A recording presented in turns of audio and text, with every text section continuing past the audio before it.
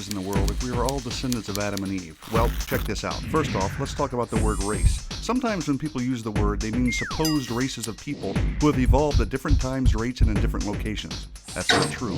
Of course, the word race is also a term we use to distinguish between groups with different physical traits, namely skin color. But are there really different races?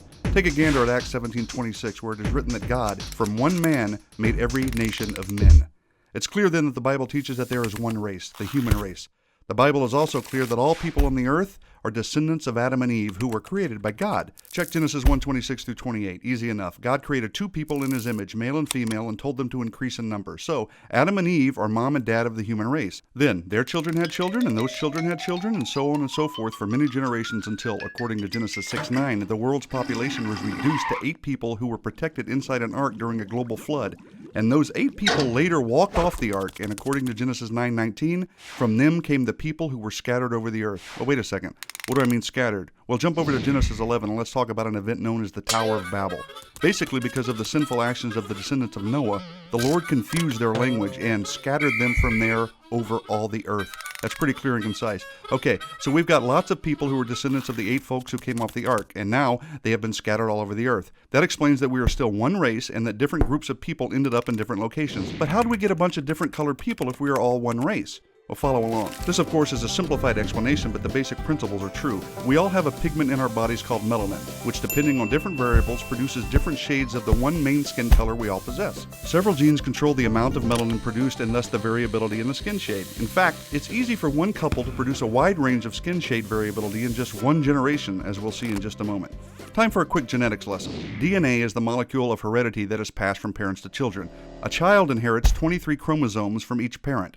Each chromosome pair contains hundreds of genes, which regulate the physical development of the child. However, to illustrate basic genetic principles pertaining to the topic, we'll just talk about 2 genes, the genes that control the production of melanin. So, let capital A and capital B symbolize versions of the gene that code for large amounts of melanin, while little a and little b code for small amounts. Got it? Easy. Check this out.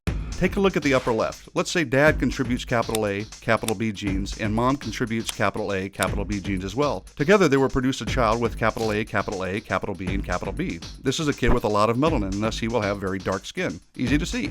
Here's the bigger point though. Let's say dad contributes capital A, capital B, and mom contributes little a and little b. Well, the child's skin will be middle brown shade, the combination of capital A, little a, and capital B, little b, which by the way represents a majority of the world's population. Not only that, but if each parent is capital A, capital B, little b, the combinations that could be produced in their children could result in a very wide range of skin shades in just one generation. So, since Adam and Eve were the first people ever, it makes sense to conclude that God placed in them a combination of genes that could produce all different shades of skin we see.